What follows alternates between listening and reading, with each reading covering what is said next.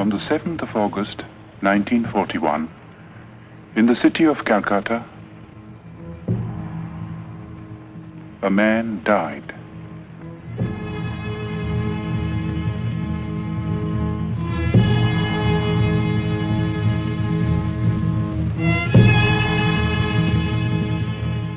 His mortal remains perished, but he left behind him a heritage which no fire could consume. It is a heritage of words and music and poetry, of ideas and of ideals, and it has the power to move us, to inspire us, today and in the days to come. We, who owe him so much, salute his memory.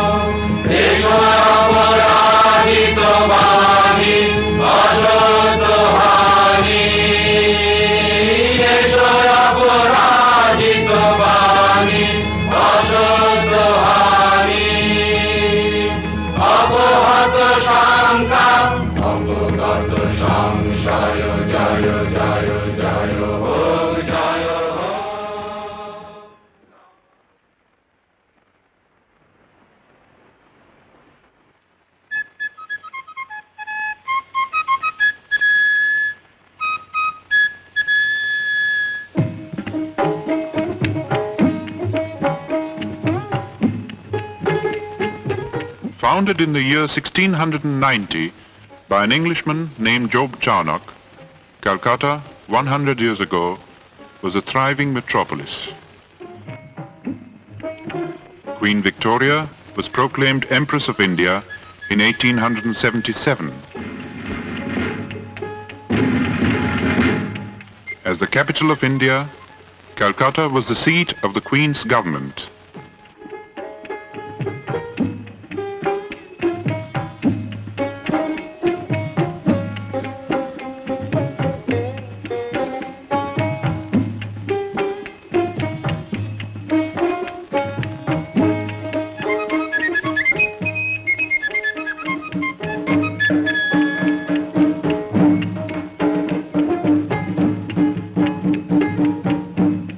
In the northern part of the sprawling city, in the area known as Jorashako in Chitpur, was the family residence of the Tagores.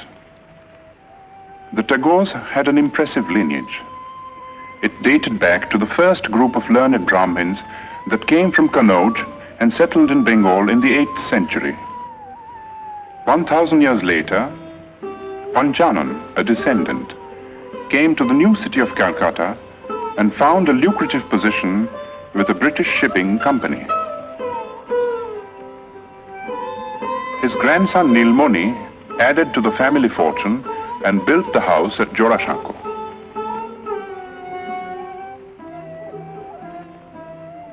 The peak was reached with Nilmoni's grandson, one of the most brilliant and colorful figures of the 19th century. Dwarkanath Tagore combined cultured sophistication with a largeness of heart and a rare degree of business acumen. Coal, sugar, indigo, exports, banking, newspaper. There was no end to his enterprises, and he succeeded in all. If his earnings were fabulous, so were his spendings.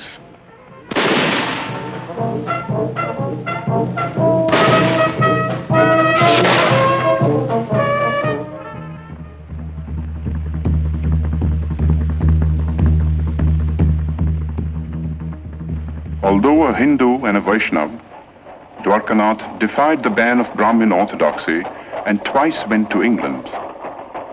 There he had an audience with Queen Victoria, discussions with Gladstone, and dinner with men like Dickens, Thackeray, and Max Muller.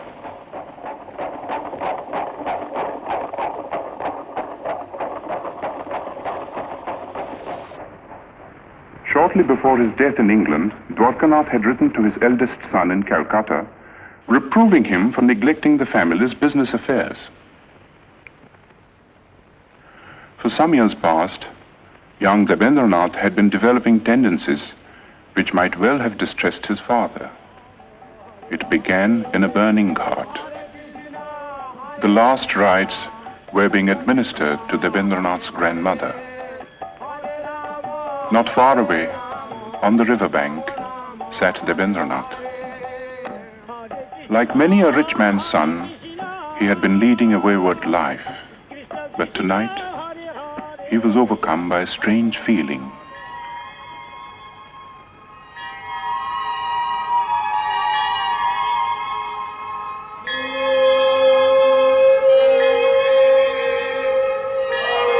Worldly possessions seemed to lose their meaning for him. This led to a period of profound disquiet, followed by a ceaseless quest for the meaning of existence in the great source books of the East and West. He read the materialist philosophers of modern Europe, Locke, Hume, Bentham, and others, whose ideas were so much in vogue among the students of the time. Then he learned Sanskrit and read the Mahabharata. But peace of mind would not come until one day he chanced upon a torn page of a Sanskrit book. There was a sloka in it which said, "God is supreme and all-pervading. Enjoy by renunciation. Covet not another's wealth." This was a page of the Ishopanishad, edited by Raja Ram Mohan Roy.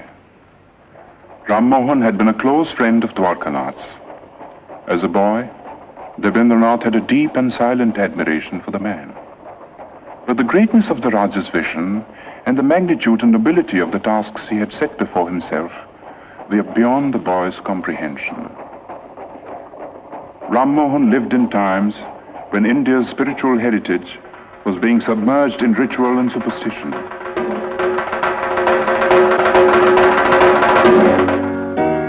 While in the West, a whole new concept of humanity was emerging. Ram Mohan advocated Western education for Indians because he wanted the new ideas of the West to spread in the country.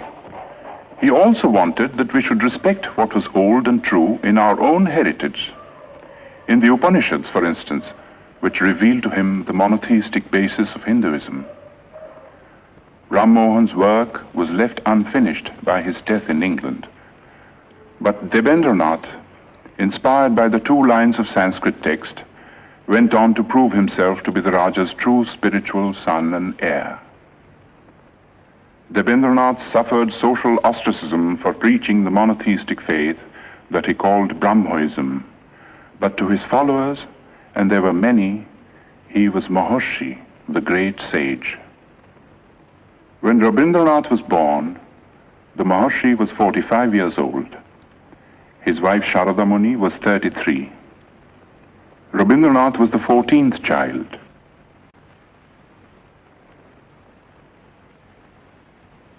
The eldest was Dijendranath, poet, philosopher, mathematician. Second son Satyendranath translated the Gita and Meghdut in Bengali verse and became the first Indian member of the Indian civil service. The 5th son Jyotirindranath was a born musician, translated Molière and Sanskrit dramas into Bengali, and wrote and staged some of the most popular Bengali plays of his time. Among the daughters was Swarna Kumari, the first woman novelist and the first woman to edit a journal in India. Indeed, it was a household which hummed with artistic activity.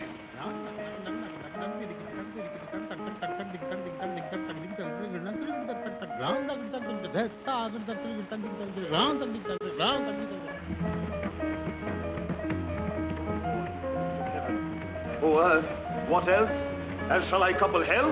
O fie, hold my heart. And you, my sinews, grow not instant old, but bear me stiffly up. Remember thee? For Roby, the time hadn't yet come to participate in the activities of the elders.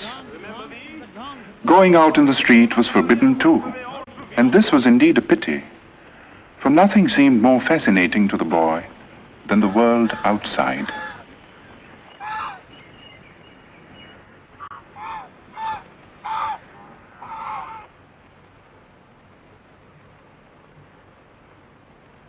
At the age of 7, Robbie was sent to school. See a box. তুমি কি একটি বাক্স দেখিতে পাইতেছ? Yes, I can see a box. হ্যাঁ, আমি একটি বাক্স দেখিতে পাইতেছি। Yes, I can see a box. হ্যাঁ, Robbie went to 4 schools and hated them all. But to say that he lacked education would be wrong. For his third brother Hemendranath saw to his studies at home, and it was all done by the clock.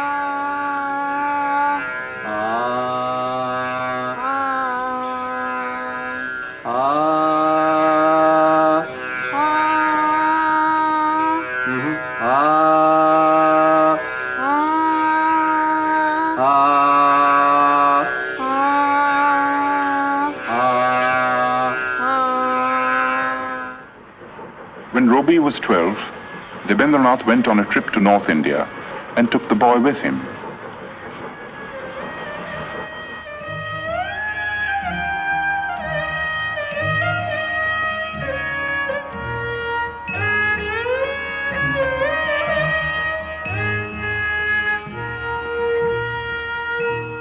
The last stop on a long tour was the rest house on Bakrota, the highest hill in the hill station of Dalhousie in the Punjab.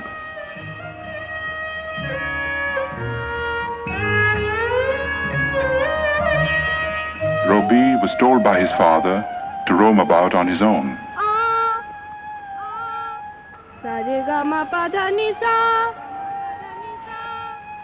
He was also taught to rise before the sun.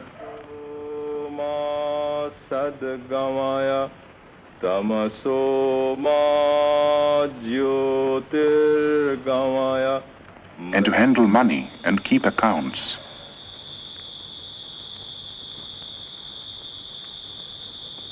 The days often ended with a boy singing devotional songs to his father.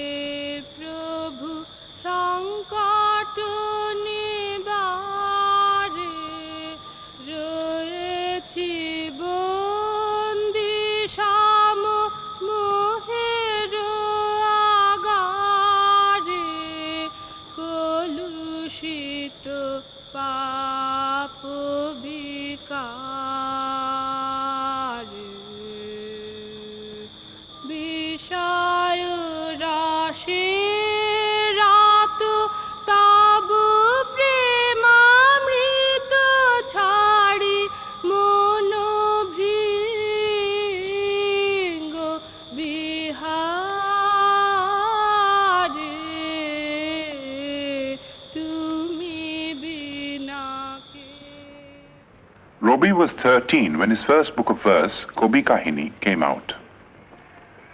When Robbie was 16, Dijendranath brought out a literary magazine called Bharati, and Robbie found an admirable platform for his literary activities.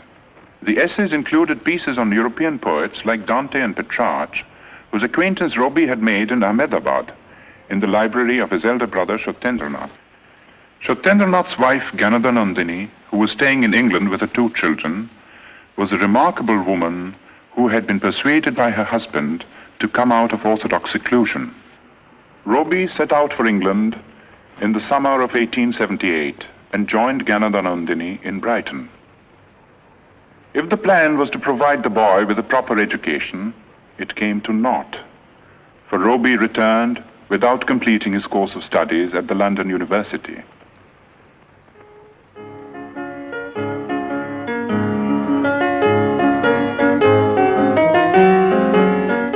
While in England, Rabindranath had become acquainted with Western music. Some of the tunes he had learned found their way into his enchanting opera, Valmiki Pratibha.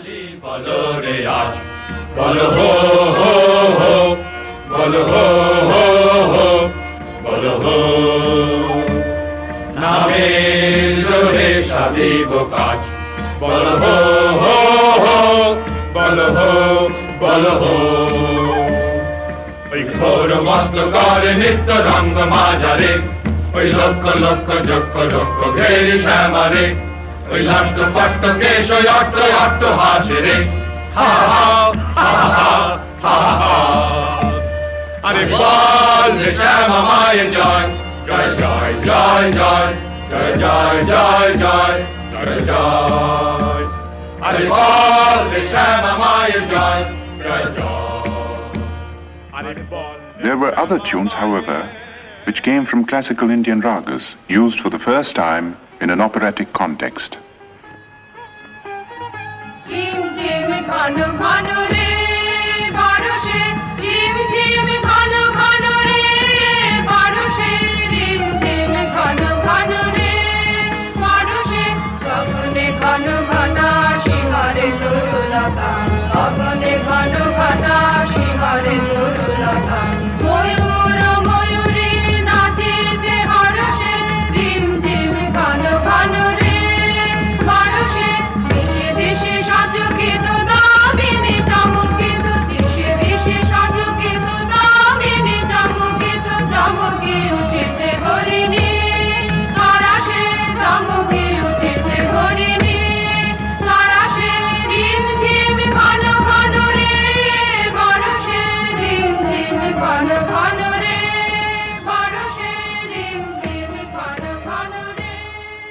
Valmiki Pratibha was staged in the Tagore residence with Rabindranath in the role of the bandit-turned-poet.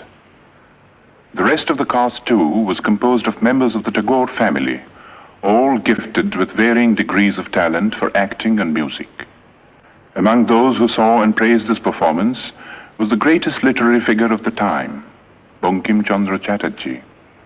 A year later, when Rabindranath's Shandha Sangeet was published, Bankim Chandra personally congratulated the poet and acknowledged his preeminence among the rising writers of the day.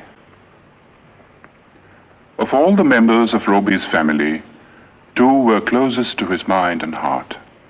They were Jyotirindranath and his wife. Kadambari Devi was 2 years older than Roby. She was his best friend and severest critic. Roby lived with these 2 for a time in a house in Sutter Street in South Calcutta. One morning, a strange experience befell the poet.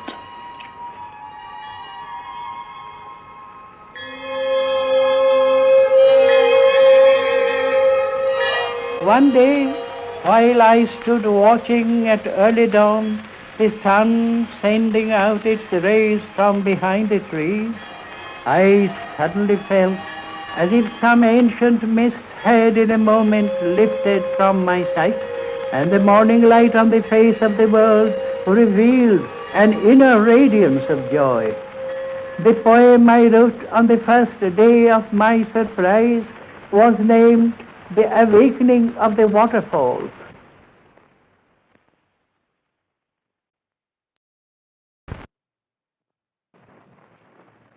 At the age of 22, Rabindranath married Bhavatarini Devi. The old-fashioned name was later changed to Mrinalini. 2 months before the wedding, Rabindranath had received a letter from his father in which he was asked to prepare himself to look after the family estates. After a period of initial training in the estates offices in Calcutta, Rabindranath found himself in the very heart of rural Bengal, in the region around the river Padma. With a worldly wisdom unusual in a poet, but characteristic of the Tagores, Rabindranath in later life set about in a practical way to improve the lot of the poor peasants of his estates, and his varied work in this field is on record. But his own gain from this intimate contact with the fundamental aspects of life and nature, and the influence of this contact on his life and work, are beyond measure. Living mostly in his boat and watching life through the window, a whole new world of sights and sounds and feelings opened up before him.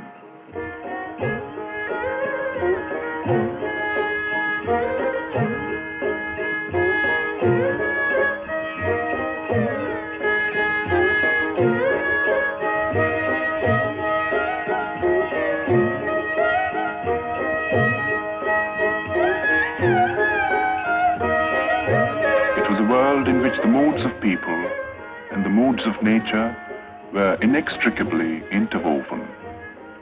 The people found room in a succession of great short stories, and nature in an outpouring of exquisite songs and poems. Dominant was the mood of the rains, exultant and terrible.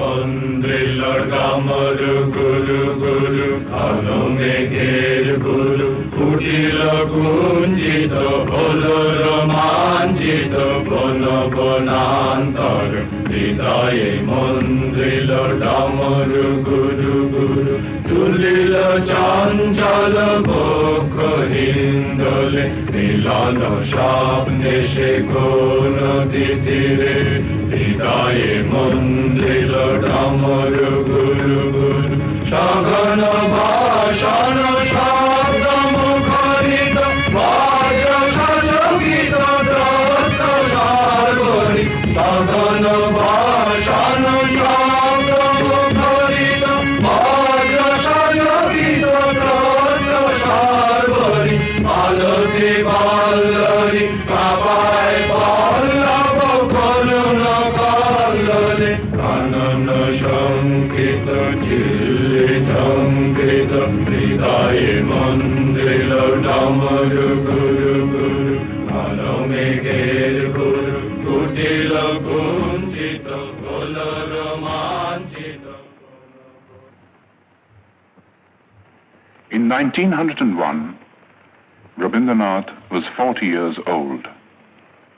His already enormous output of poems and plays had been gathered in one big volume. It comprised 21 books and included Shonarturi, his first masterpiece. The same year, 1901, marked an event of a somewhat different nature. In Bolpur, in the district of Birbhum in West Bengal, Rabindranath had acquired some property in 1862, 1 year after Rabindranath was born. The property was made over to a board of trustees, and the deed specified that the place was to be used for meditation on the supreme formless being.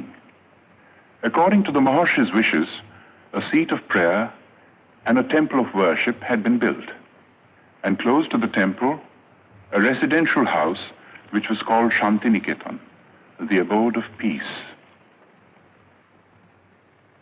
Rabindranath had been worrying about the education of his children and had decided to start an experimental educational institution in Shantiniketan. It was to be a school, but not like the schools that had been the nightmare of his own childhood.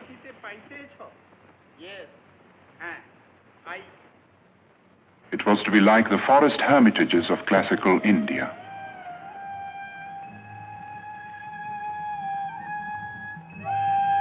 But to bring it into being was not an easy task. For one thing, it cost money. Rabindranath was obliged to sell, among other things, the copyright of his books. His wife added her bit by selling her wedding ornaments. 2 months after the school was opened, she was taken ill. 3 months later, at the age of 29, she died. For Rabindranath, it was the beginning of a series of personal tragedies. 9 months after his wife's death, his second daughter Renuka passed away. The hardest blow of all came 4 years later. Youngest son Shomindro took after his father in many ways. He was only 13 when he fell a victim to cholera. It was in the midst of these bereavements that Rabindranath participated in one of the greatest political upheavals in the history of India.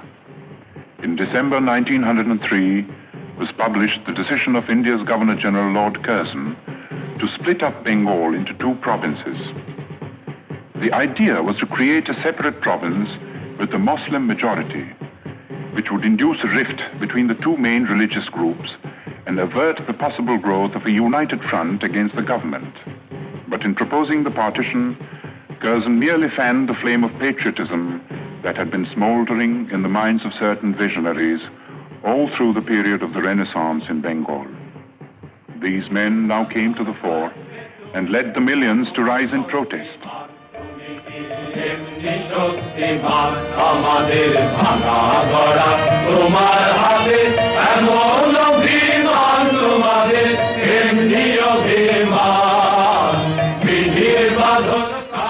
The series of stirring patriotic songs which Rabindranath composed for the occasion were sung in procession in the streets of Calcutta, with the poet himself in the lead.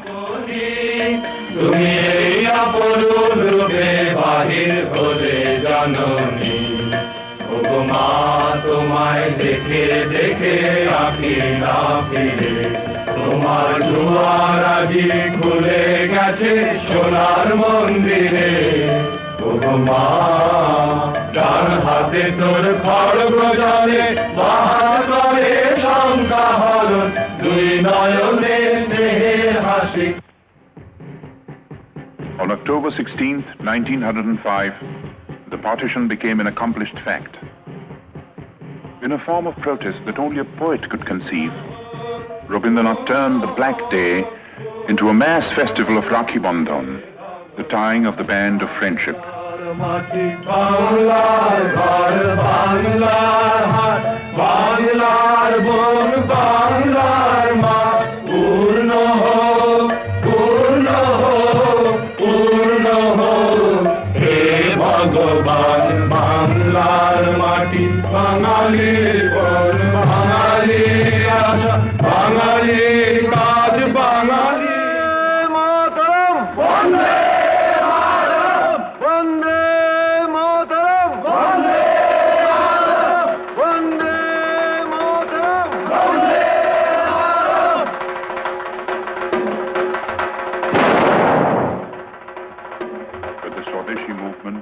Fated to grow and assume a character which was not possible to foresee in its early stages. While admitting the bravery and patriotism of those who killed or were killed in a reckless bid for freedom, Rabindranath could not condone terrorism.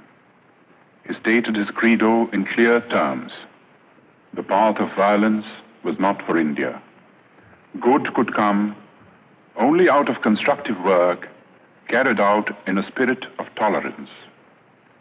He had himself followed up his retirement from the political scene by devoting himself to the work of rural welfare in his estates. And there were other activities too. He was teaching at school, editing journals, and engaging himself in every conceivable form of literary activity. That his own countrymen now regarded him as their leading man of letters was proved by his 50th birthday celebrations in Calcutta.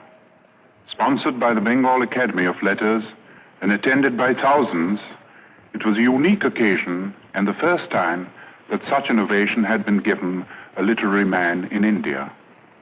But to the outside world, Rabindranath was still an unknown name. The object of Rabindranath's visit to England in 1912 was to study the educational methods of the West and also to acquaint the West with his own work at Shantiniketan. He happened to carry with him on this occasion a notebook containing his own English translations of some of his songs, mainly from Gitanjali. He showed these translations to the English painter William Rothenstein, who had met him on an earlier visit to India. Rothenstein was so impressed that he sent a copy of the translation to the well-known Irish poet Yeats. In introducing the poems to a gathering of English writers and intellectuals, Yeats said, "I know of no man in my time who has done anything in the English language to equal these lyrics. Even as I read them in this literal prose translations, they are exquisite in style and thought." Gitanjali was published in England in the same year. There has rarely been another instance of a poet gaining world fame in like manner. The Nobel Prize came in 1913 and the knighthood in 1915, while war was raging in Europe.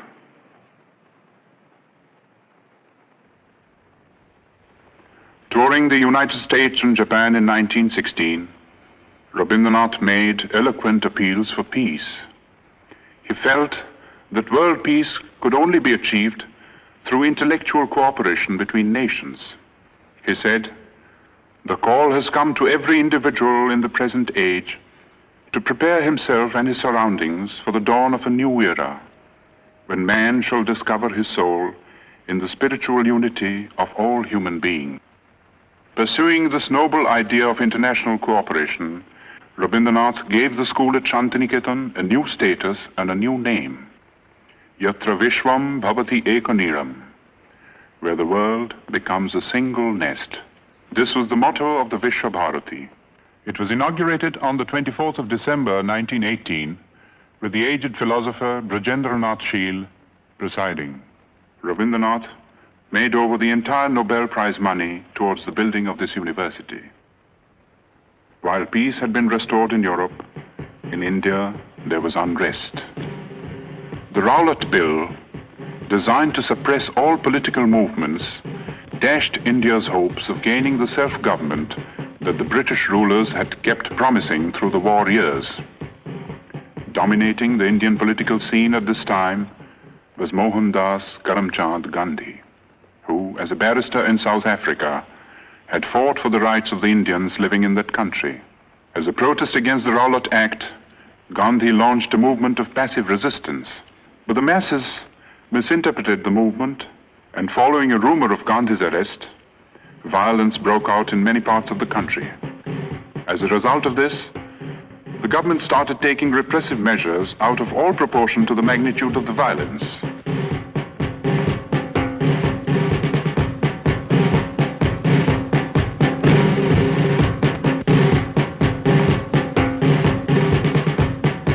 In the Punjab, martial law was declared.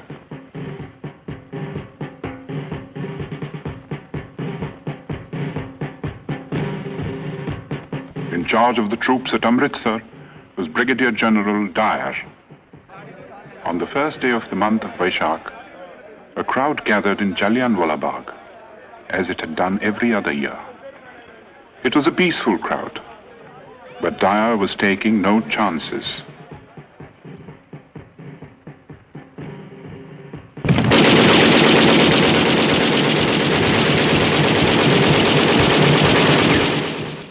News of the Amritsar incident was suppressed by the government, but details filtered through to other parts of the country, and even to the abode of peace.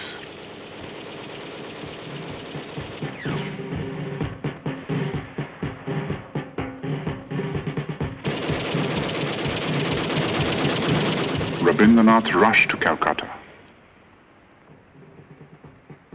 But the Defence of India Act was still in force, and no leaders would support him in a plea for a meeting of protest.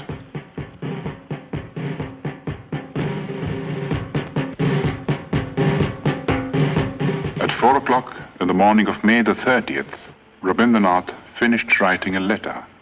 It was addressed to the Viceroy. Condemning the government for the killing in the Punjab, Rabindranath ended by saying, And I, for my part, wish to stand, shorn of all special distinctions, by the side of my countrymen, who, for their so-called insignificance, are liable to suffer degradation not fit for human beings. And these are the reasons which have painfully compelled me to ask Your Excellency to relieve me of my title of knighthood.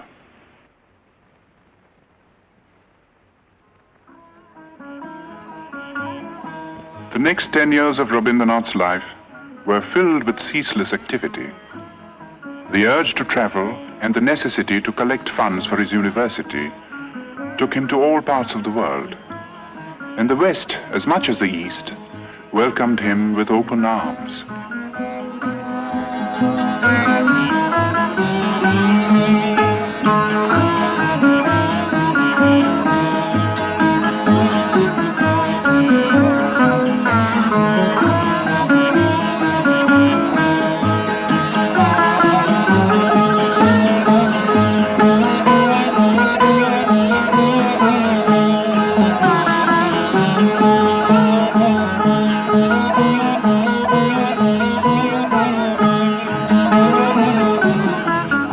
Wherever he went, he spread the message of peace and stressed the importance of intellectual cooperation between nations.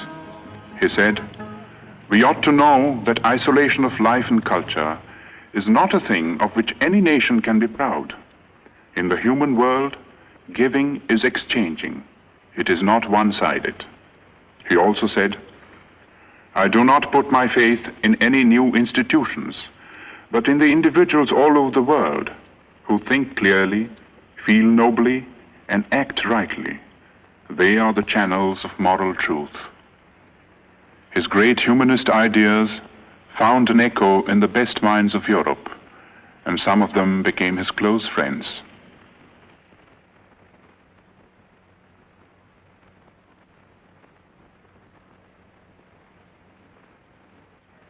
In the meanwhile, the institution at Shantiniketan had come a long way from its modest beginnings.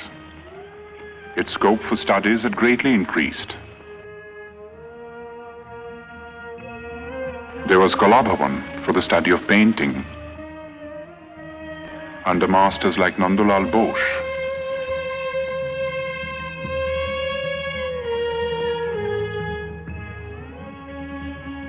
Who was himself a pupil of Abanindranath, the poet's nephew. The Sangeet Bhavan, which neglected no branch of Indian music, had also grown under Dinendranath, another nephew of the poet.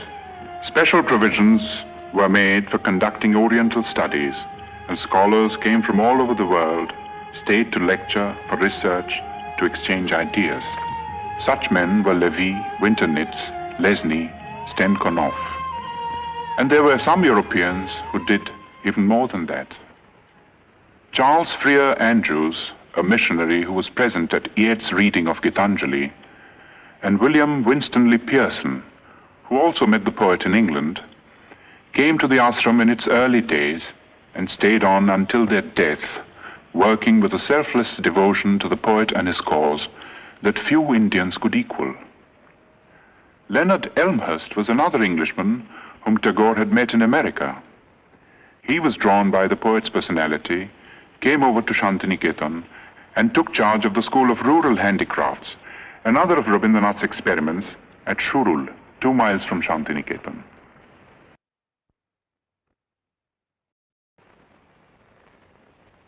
His last European tour began with a visit to Oxford, where he delivered the series of Hibbert lectures, which were later published as The Religion of Man.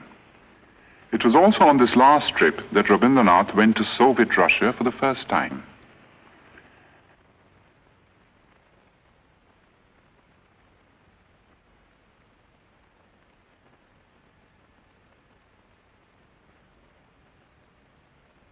On the eve of his departure from Moscow, he told his hosts, "You have recognized the truth that in extirpating all social evils, one has to go to the root, and the only way to it is through education." In Russia, as well as in other countries that he visited on this tour, Rabindranath held exhibitions of his paintings. At the age of 70, Rabindranath had found a new outlet for his creative urge. It was astonishing the way it started.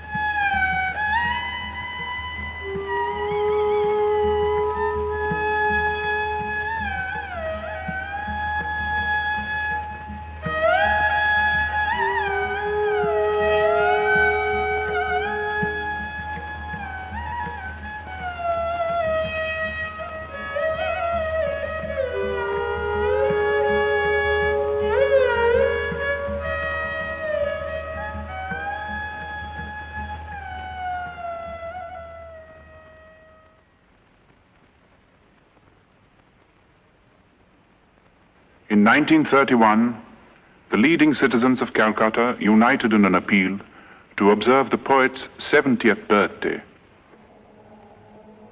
It was celebrated in a manner that was truly worthy of the occasion.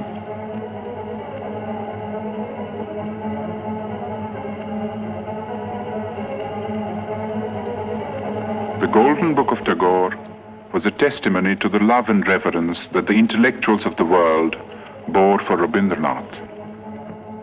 Its sponsors consisted of 3 Europeans and 2 Indians. There was Romain Rolland from France, Albert Einstein from Germany, the poet Kostas Palamas from Greece. The Indians consisted of the scientist Jagadish Chandra Bose, who had been the poet's closest friend for 40 years. The other Indian was Mahatma Gandhi. In physical appearance, in personal habits, and in general outlook, the two differed considerably. At several moments of crisis in India's political history, the two had disagreed over the course of action, but these were on the surface. Their deeper affinity transcended all occasional barriers.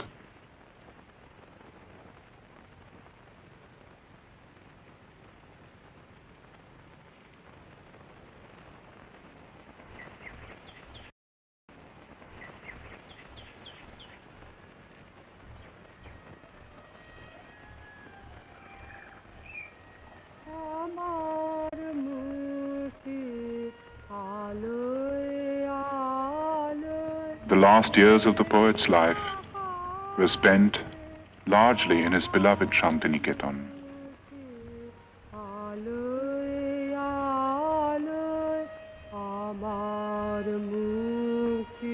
He had a choice of small houses built for him, for he never liked to stay in the same house or even in the same room for long. It was, in a way, symbolic of the refusal to get into a rut which marked his whole life. In his writings, He was now producing some of his most striking, original, and mature works, and these included textbooks and nonsense rhymes for children.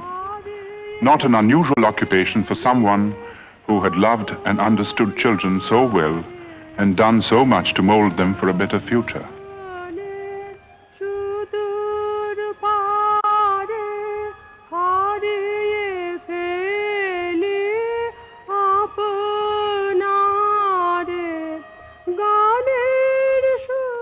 His health was failing, but calls of duty, which he was ever ready to answer, gave him little rest.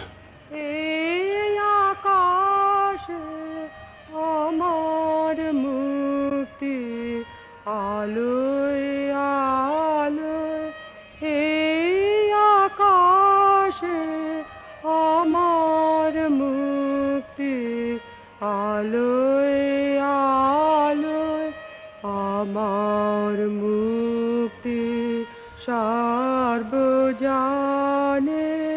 মনের মাঝে দুঃখ বিপদ তুচ্ছ করা কঠিন কাজে আমার মুক্তি সর্বজনের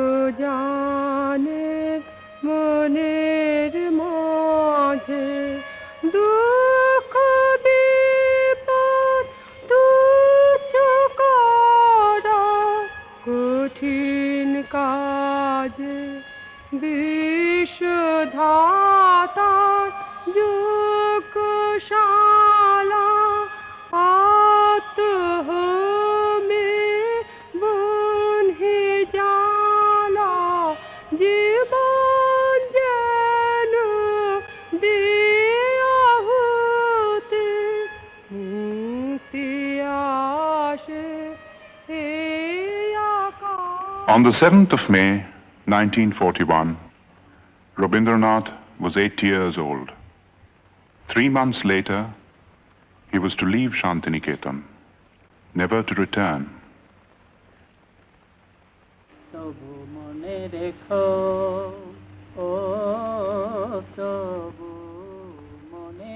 He would be taken to his ancestral house in Calcutta, fatally ill. In this house, once upon a time, a boy roamed the corridors.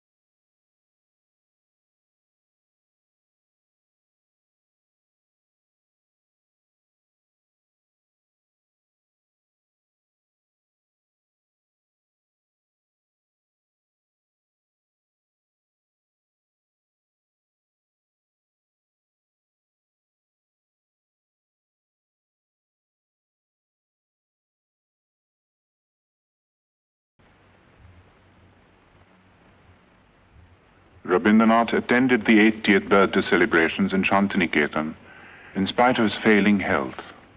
Today, for the occasion, he had composed a message.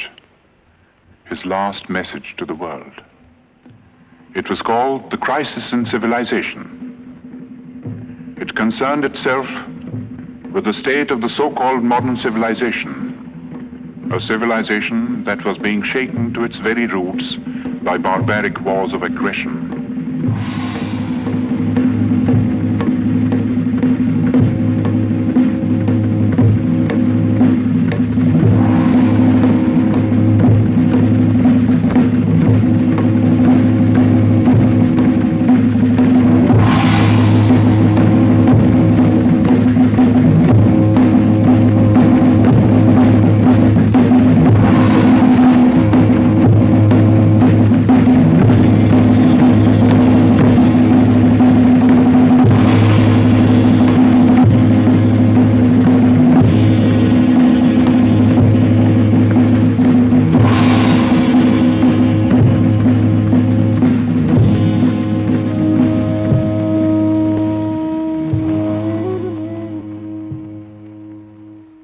In the course of this message, Rabindranath said, I had at one time believed that the springs of civilization would issue out of the heart of Europe.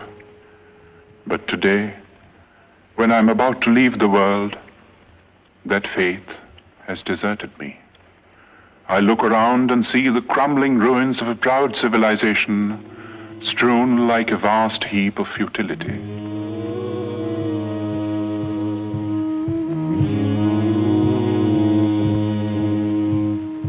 And yet, I shall not commit the grievous sin of losing faith in man. I shall look forward to a new dawn, to a new chapter in history when the Holocaust will end and the air will be rendered clean with the spirit of service and sacrifice. Perhaps the dawn will come from this horizon, from the east, where the sun rises. On that day, will unvanquished man retrace his path of conquest, surmounting all barriers to win back his lost human heritage.